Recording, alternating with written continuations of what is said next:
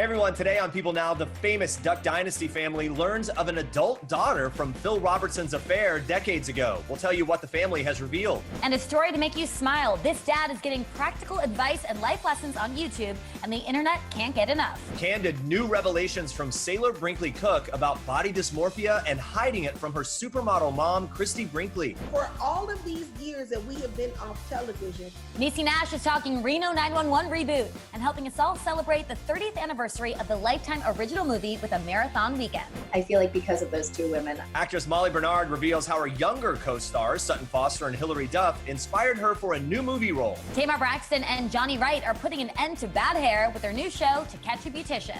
We're finding out about that and so much more today on People Now. Let's go.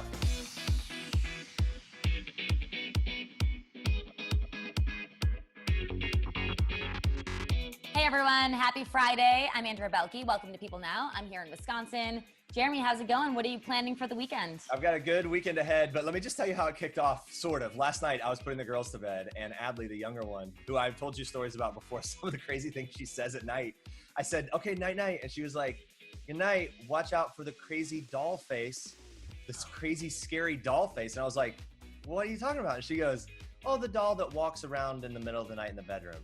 Oh.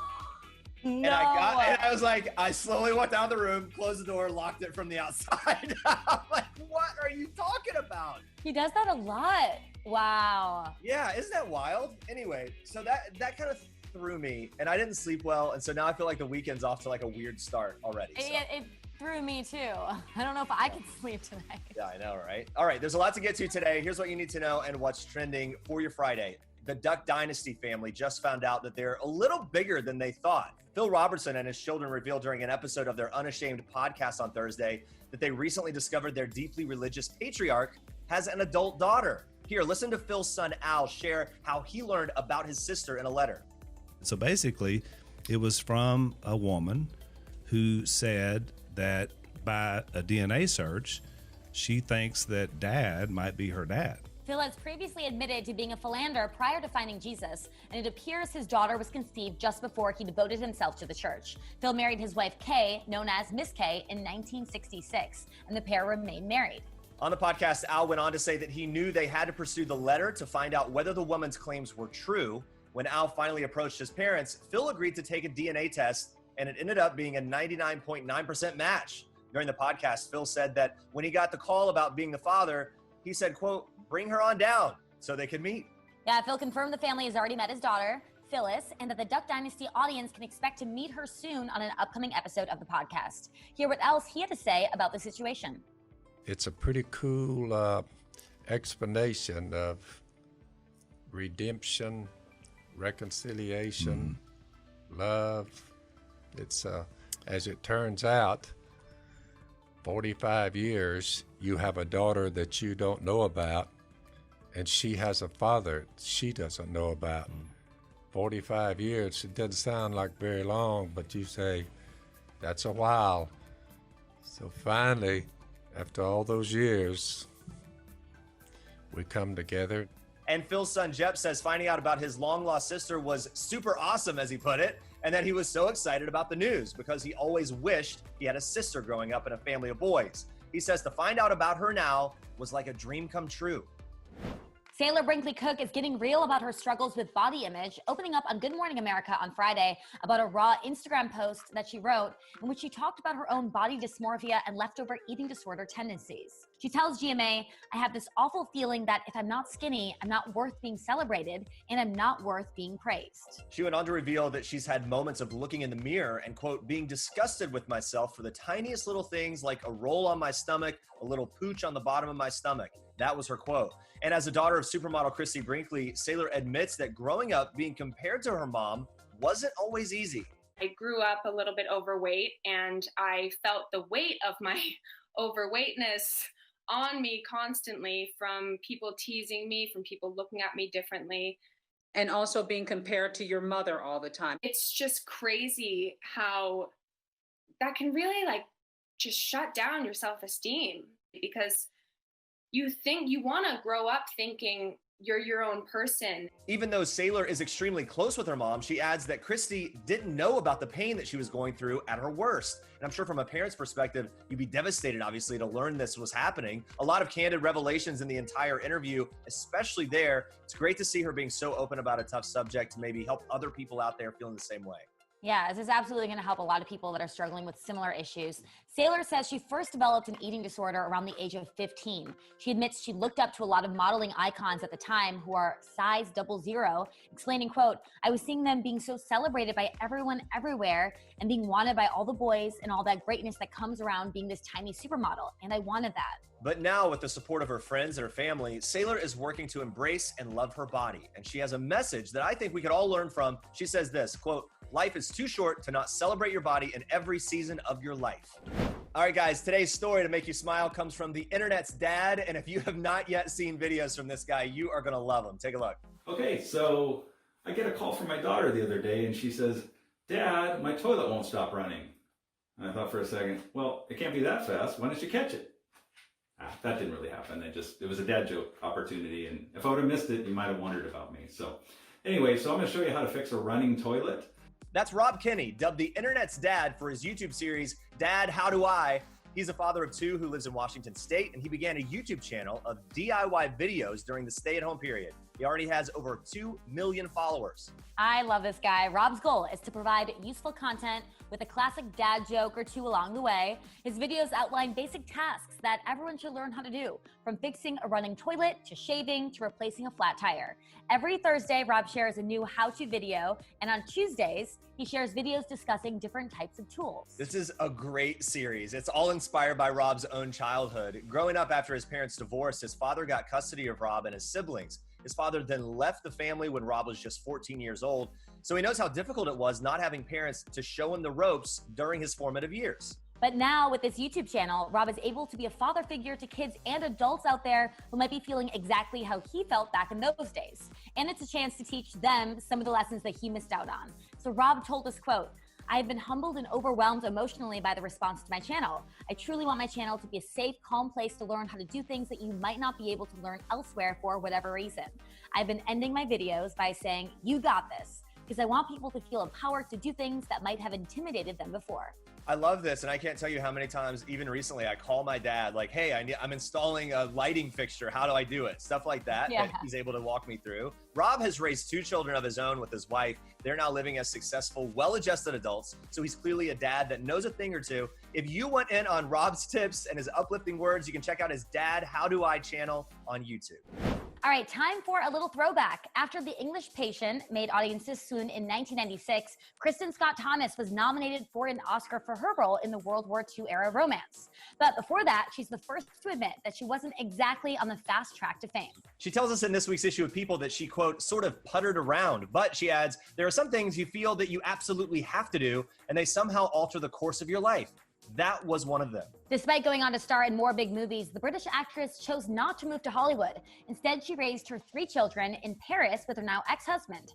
She says not making the big move was a family decision. But make no mistake, she is still making movies. Her latest is the feel-good dramedy Military Wives, based on the true story of British military wives who form a choir. She says she felt a deep connection to the role, due in large part to her father and stepfather, who were Royal Navy pilots. They both died in plane crashes, and she told us that being creative has actually helped her cope with all that trauma. She reflects by saying, I happen to be good at roles that involved a lot of sadness because I had a personal connection to it. In some ways, some of the work that I've done has been very therapeutic. Military Wives is available on streaming platforms now. You can check it out.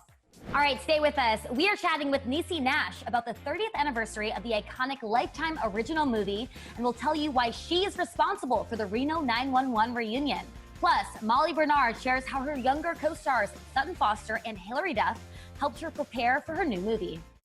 Guys, everybody's got a favorite Lifetime movie, which means we are all in luck because Lifetime is celebrating its 30th anniversary of the iconic Lifetime original movie. The network is taking a look back at 3 decades of the drama that we've all come to know and love. And who better to kind of help us through it all than 2-time Emmy nominee and NAACP Image Award winner, Niecy Nash, hosting a marathon, some marathon weekends and things. She's going to tell us all about it. Hi, Niecy. How are you? I'm doing great. So good to see you. Before we get into all that, you look like you're doing really well in isolation and everything. How's it been going? I've been okay. Family is good, so all is well. Okay, good. Well, one thing that we certainly do a lot of while we're in this social distancing situation is binge watching. And this, the guilty pleasures of the Lifetime movies are exactly what we need, I think. Tell us more about the marathon weekends. Oh my God, it's going to be great. Okay, Lifetime is celebrating their 30th anniversary of the Lifetime movie. So I'm gonna watch with the audience. Okay. All of the movies that they have. And I mean, from, it all the way back to some of the, iconic movies, all the way fast forward to some of the newer movies, like the one I'm in, Stolen by My Mother, the Kamaya Mobley story. But it's always going to be, some saucy cheerleader, a damsel in distress, some wayward husband. Yeah. The kind of stuff that makes you yell at the TV when you watch it. Makes you yell at. It's the kind of show that I sit there and I can just devour an entire bag of my veggie straws without even thinking about it because I'm just in it the whole time. Dialed into that drama. And you mentioned Stolen by My Mother, that movie that you were a part of. Firsthand what it is about these stories that are so gripping. What do you think it is that keeps people, coming back for more? Well, some of them are based on true stories, which is always very interesting. And some of them suck you in with, they entice you. There's drama. There's a beautiful woman. There's some plot you have to figure out. Is she gonna make it out in the end? Right. So there's always something to root for. You know what I mean? So it's a good time. And you can watch with multi-generations in your family. You know what I mean? So that's what we do around here. Yeah. I mean, my daughters were raised on Lifetime. I remember one of them, and I said, I'm going to take you over to Grandma's house. I don't want to go over there. And I said, why? Because I can't go outside. I got to sit on the couch and watch Lifetime for women. And now fast forward, probably loves watching it now, right? Are we watching Lifetime? What are we doing? Now they're all into it because they're grown. Another thing that people have been talking a lot about and are really into is Never Have I Ever on Netflix. Congratulations on this. Great writing. It's quick. It's funny, uplifting. This great coming-of-age series. You play Dr. Jamie Ryan, really connecting with that lead character in kind of a leadership role, kind of helping her through the loss of her father and other things. Talk to me about the familiarity that you grew with her as you co-starred with her. It seems like there's just a real good chemistry on screen between the two of you. Well, first of all, thank you. Second of all, big shout out to Mindy Kaling. The project is gorgeous. They were well into it when I came along. I was a recast. So I don't know what happened before me, but then I came in and they were all so far down the road with it. I had to catch up quick. I enjoyed it so much. And the one thing I like about it the most is normalizing therapy, even for young people. Right. You know what I mean? As an adult, we're just kind of coming into the consciousness that it is okay to not be okay and to get help. Right. But to see this young girl, being in this situation, I think it's good for, the young people today to see that you can still be going through something and get help. Yeah. And it was very easy to connect with her because I have children her age. Well, I was going to ask you about that. This mother-daughter relationship is kind of involved in this show. You have 3 kids, 2 of them daughters. Have you watched with them? What's their response? Oh my God, they love it. Yeah. They absolutely love it. But then of course it's like, well, how come you don't talk to me like you talk to her? Look how you talking to Davy. How come you don't treat me like that? And I said, because I'm your mother and I don't have to. Didn't quite have an opportunity to give Davy a real piece of your mind. Or it would look a lot like that. But it's different because that's not my child and I'm in a professional relationship with her. I can get on your head. You know what? And even after I help you, yes, I'm gonna make you go clean up the kitchen. So that's that on that. That makes sense. So yeah. So they watch it and just take issue with it. Like, hey, we need you to adopt some of that attitude and bring it home. Right. Okay. And I'm like, no. Hey, before we go, I wanted to mention the Reno 911 reboot.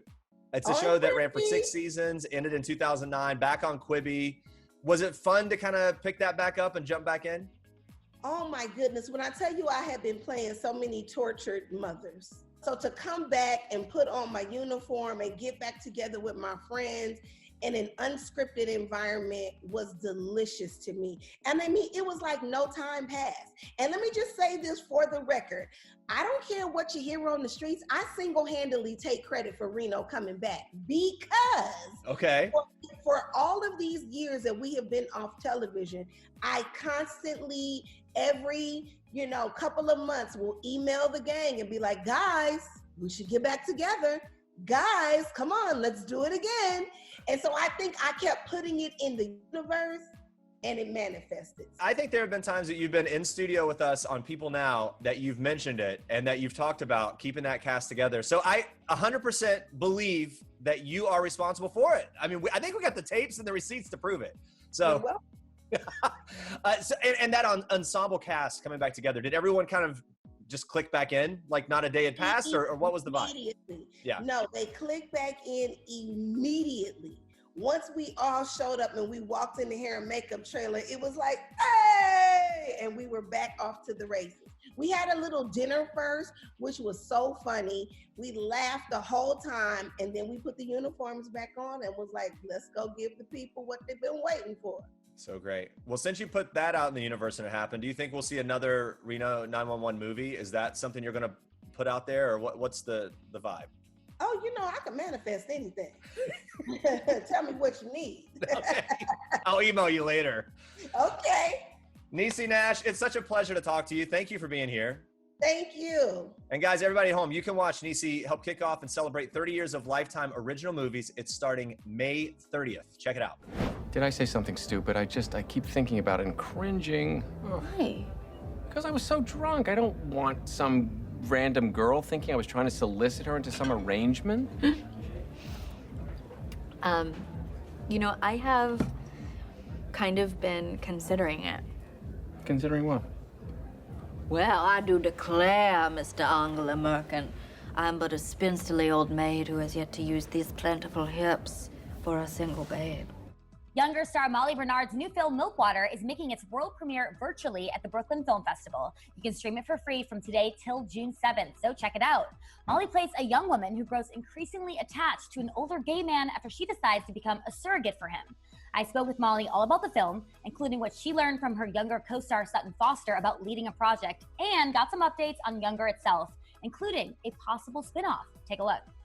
Your character has some problems kind of setting boundaries. Is that something that you've ever experienced or struggled with in your real life? Do you relate to that at all? 100% yes. I am someone who I'm pretty boundaryless. So I really related to, this character on paper isn't necessarily likable, but through playing her, I really fell in love with her. And I realized there's this one horrible, horrible scene towards the end of the movie that made me cringe on paper every time I read it. And in the performing of it and then doing it, I remember being on set and I thought, shoot, I'm so much more like her than I was willing to admit previously. And I've been in this situation before, calling a friend, like begging for forgiveness because I really messed up. You've also spoken out about how queer representation really matters to you, especially in this film. So how important was it for you to be a part of something like this? Extremely important. All of the department heads were female. There were maybe like 3 men on our set, which was kind of radical and exciting. A lot of folks that worked on this film were queer, myself included. And I feel like I've been really lucky over the years that I'm now working, the projects I get to work on are aligned with my worldviews. And I don't think that doesn't always happen for folks in their work. And I feel particularly privileged that this film, Morgan Angari, our writer and director, kind of her goal is to normalize queer representation. So it's not like, oh, here's Molly and she's queer. It's like, here's just this girl named Molly and this is her life. One of the things about her is that she's queer. Obviously the film is not about me, but I'm using me as an example. Yeah. I'm a person people are vaguely interested in, and I happen to be engaged to a woman, and that is not the most interesting thing about me. And that's great. You spoke in another interview about how you use Sutton Foster kind of as a guideline for being a lead, watching her all these years. I mean, what'd you learn from her specifically? You know, Sutton approaches being in every scene of Younger with such a grace and an ease, and her 2 feet are on the ground. So even on my most, even on the days where I felt we were shooting the hardest scenes in the movie, I just channeled Sutton's calmness and she trusts herself.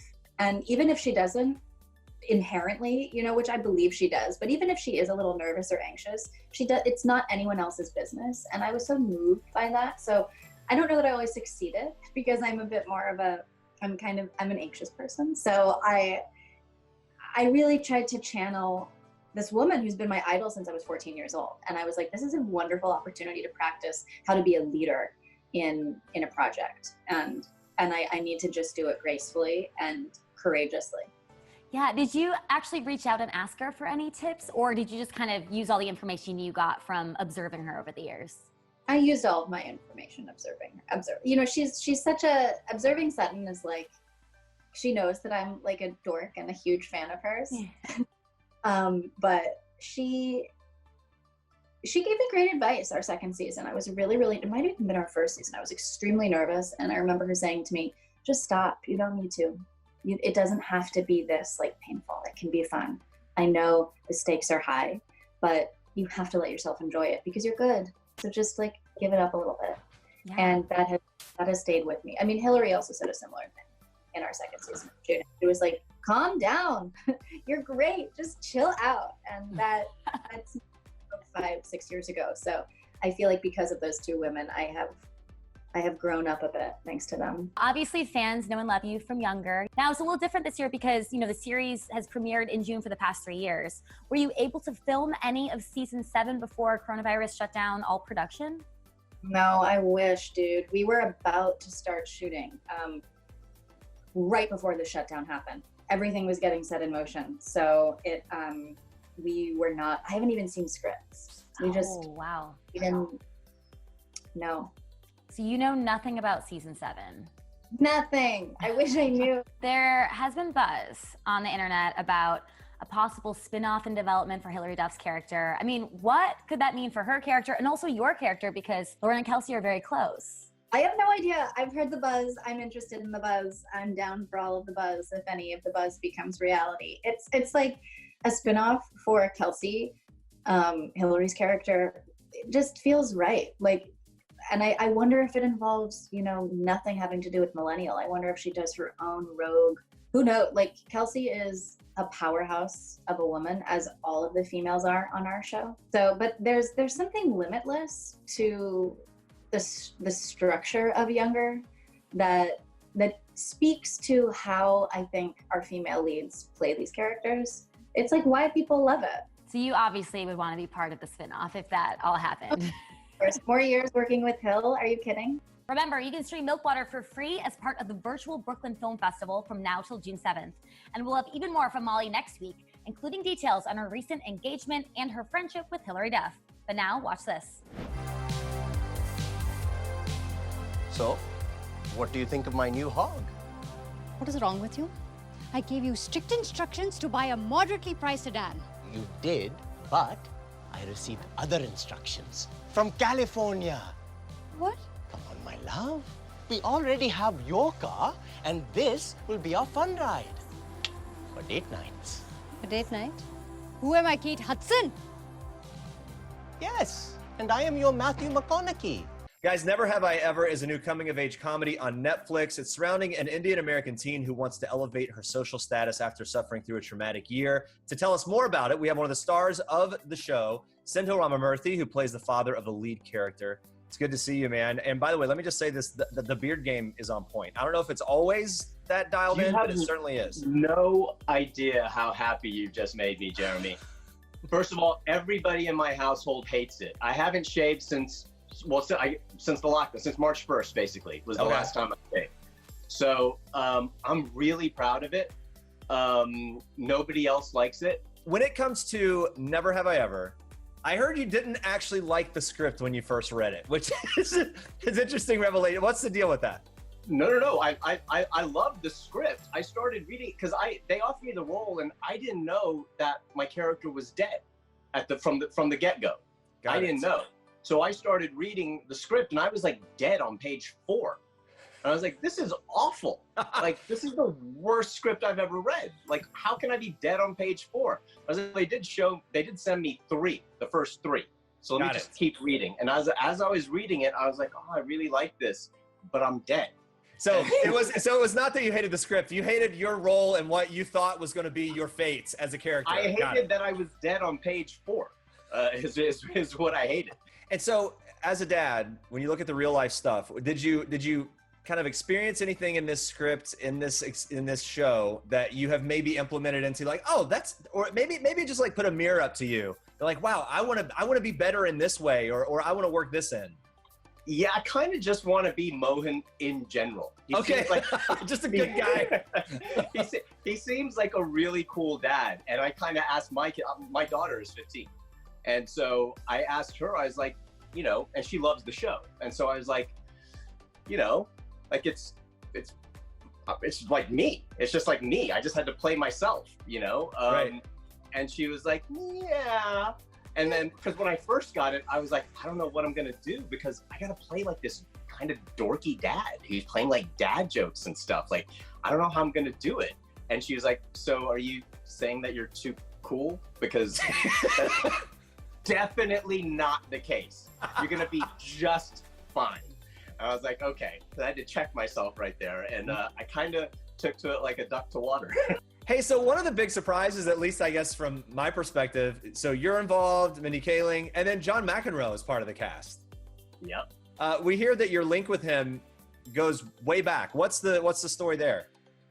I ball boyed for John McEnroe when I was 12 years old. Really? I'm from Texas. Yeah, and he was playing a tournament down in Texas. I was so awestruck, and he got upset in the match and he smashed the racket down.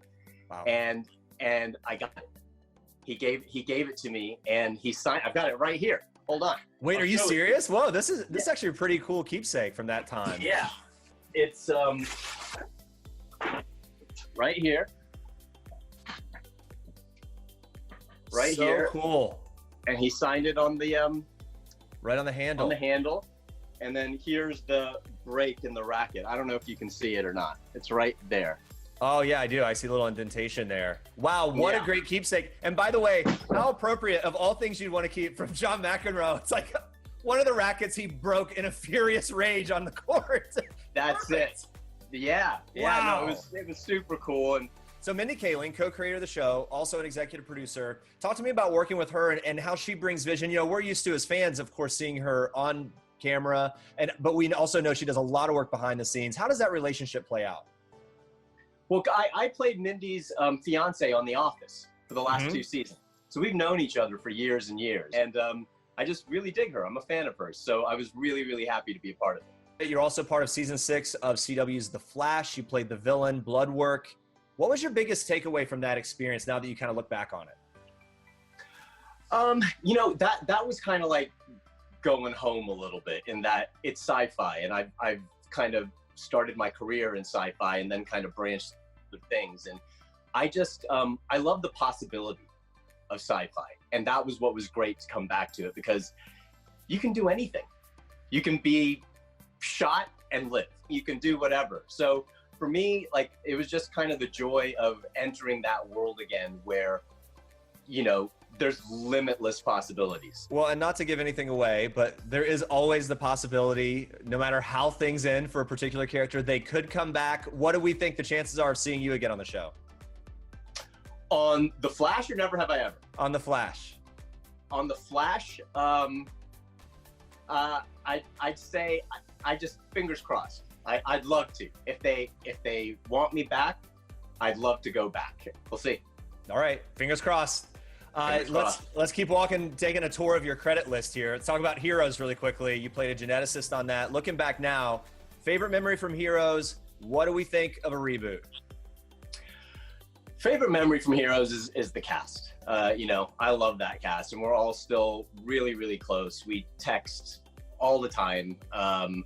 You know, Milo and I both play dead dads now. on shows, which is huge. You know, I think we've cornered the market on dead dads. He's got This Is Us, Jack Pearson. I've got Never Have I Ever, which is great. As far as a reboot, I mean, they tried one, you know, and I don't think it went down that well. I think if there was going to be a reboot, you got to bring the original cast back. It can't really be about new heroes because, well, as it turns out, nobody cared. Thinking about, on a different note here, thinking about, you know, you look back at the course of your career and how the industry continues to change and evolve, particularly in terms of representation. Here we have Never Have I Ever surrounding an Indian American teen. Where do you think, how do you view the way things have changed and maybe the continued change in Hollywood? I mean, listen, it's always kind of baby steps and then something that seems seismic, like Never Have I Ever happened. And that seems seismic, but there have been so many baby steps that have led up to this. We still have a lot further to go. But I'm really hopeful. And the thing that I think that I'm the happiest about is that, like, for my kids, this is just normal. Right. Oh, look, there's a family on TV and they look like me. Great. You know, whereas if that had happened to me when I was 15, I think I would have fallen out of my chair. It's really good to talk to you and get your perspective, Sendhil. Thank you for taking some time today. Thank you so much, Jeremy. Appreciate it. And guys, you can check out Never Have I Ever. It's streaming right now on Netflix.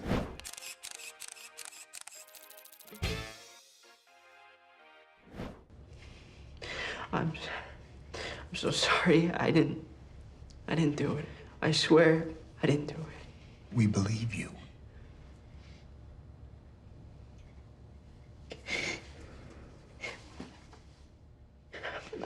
I know I'm not like the perfect kid or anything, but I didn't do it. You are a perfect sweetheart. I didn't even know Ben. He was just like this kid from school. Why would I kill him? Why would they think that? Jaden Martel will have you on the edge of your seat in his new Apple TV Plus series called Defending Jacob. I caught up with a young actor who opened up about this intense role and working with Captain America himself, Chris Evans. Watch. Defending Jacob, your character is accused of murdering their classmate. When you went into this, it's based on a crime novel, same name. Were you aware of the full story? Did you know how it was going to end, or was that a revelation to you as you read through the script? No, I had never heard of the story. Yeah, so while I was reading the script, I was learning everything, and it's definitely a wild ride the first time you are taking in what's happening. And for me, I actually never read the book. I kind of stayed away from it. I started it, and I realized that it's really all from Andy's perspective, and you know, me playing Jacob. I didn't want to know what he was thinking, and then also the characters are quite different for me. Sure. He's more brooding and dark, and and this he's more normal. As you watch back, have you seen the entire series? No, actually, I'm sort of. I watched. I didn't want to watch it in the rough stages, in the rough cut, so I've been watching it with the world. Oh, that's really cool. Yeah, I can only imagine how interesting that would be. From your perspective, you mentioned that there's a darkness about this. There's an intensity and a heaviness that your character has to carry. Mm-hmm. Was there a particular scene or moment that was challenging for you as an actor that maybe you anticipated or were anxious about? And then on the flip side, or having done it, that you were very proud of? Yeah, there's definitely a lot of emotional parts in this. One of the most fun scenes, but also obviously super difficult, was the scene with Cherry Jones, where we're kind of going back and forth, and we're talking about, I'm giving my side of the story of what happened.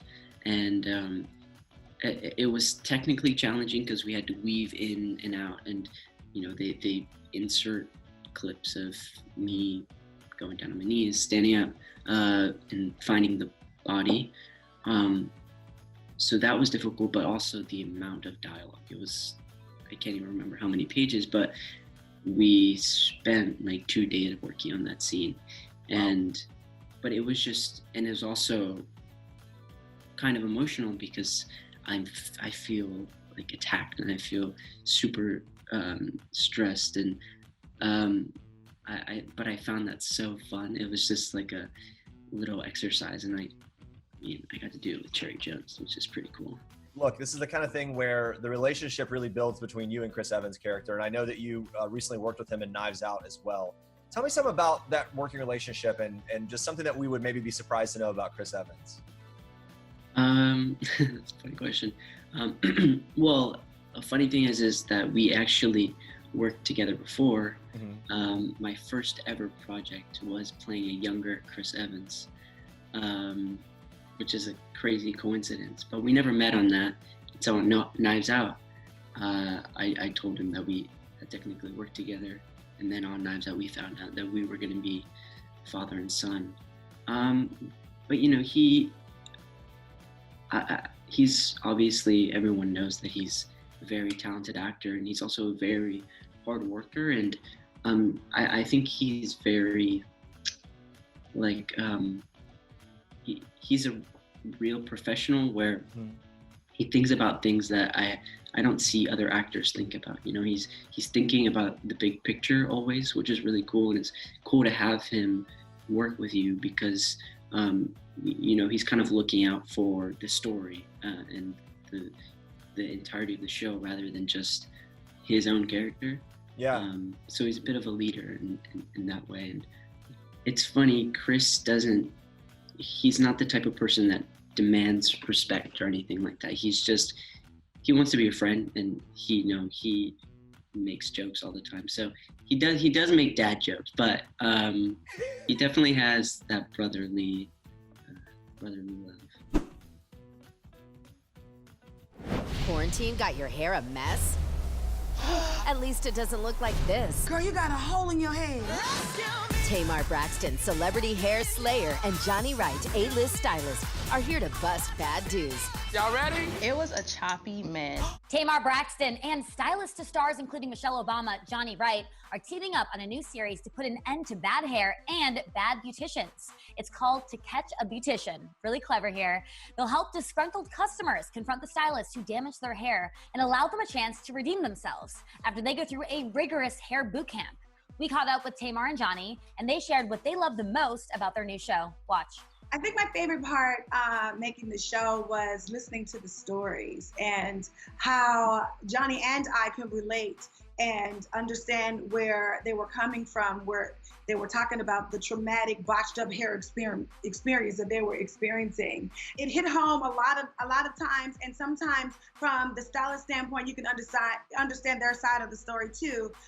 So that's what I kind of identify with the most, putting myself in other people's perspectives. Because, you know, I've changed my hair 100 zillion times, and I grew up in a house full of women. I wanted to do a hair show where you get your hair jacked up, and I have been in that situation, and, you know, you get a chance to confront the person and get a chance to be a part of making their wrongs right. And I met Johnny at the White House a few years ago, and we have a lot of mutual friends together, and he came in for a chemistry test, and he was so knowledgeable and so inspirational at the same time. He was perfect.